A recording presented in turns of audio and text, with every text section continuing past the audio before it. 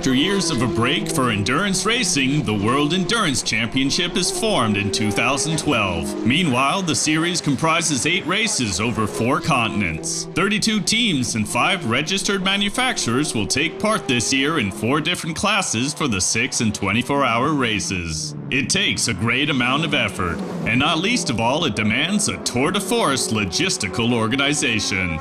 We have organized the transport in different ways. It's a split between sea freight and air freight.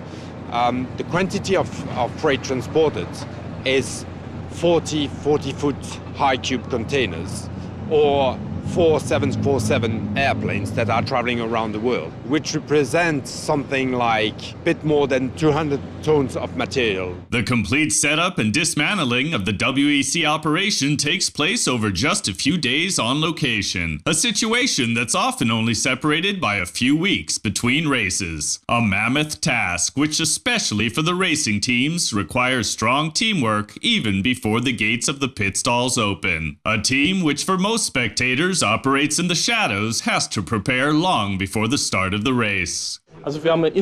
We have about 36 tons in total that has to be flown in to cover a WEC race for Audi. Just like after the race, before the race, we also have an organizing team of about 10 people. They always come in a day earlier than the others to bring in all the freight. So the team's there for 10 to 12 days in total.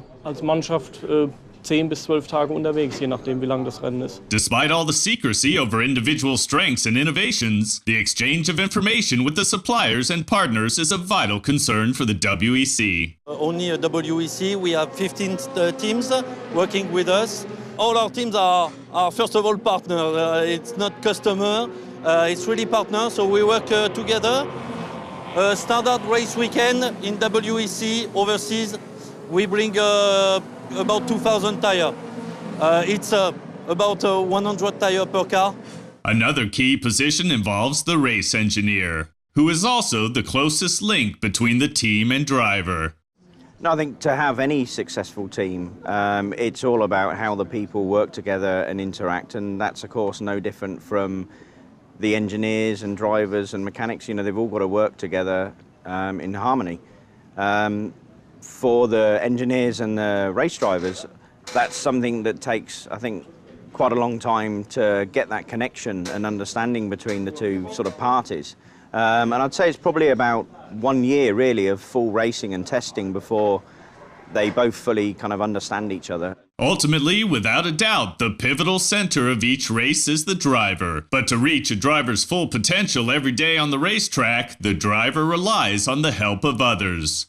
One of those people is the physiotherapist. This person supports the driver both physically and mentally day in and day out. Of course, you have a very important function as a physiotherapist, because you spend more time with the driver, because there's very personal contact, skin-on-skin contact. Then you also try to say, come on, we'll keep going. We're a team and we'll be better next time. Or, we'll really do it this time. And sometimes you have to calm them down and say, take it easy. At the end of the day, the head of every team is the team boss and the leader of the sport prototype enterprise, who has to think about all the challenges of the series and plan accordingly far ahead of time.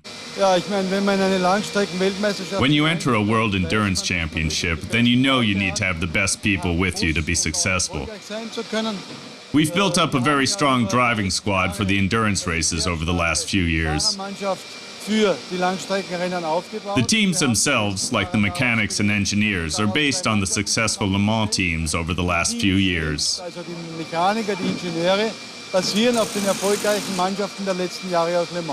The World Endurance Championship.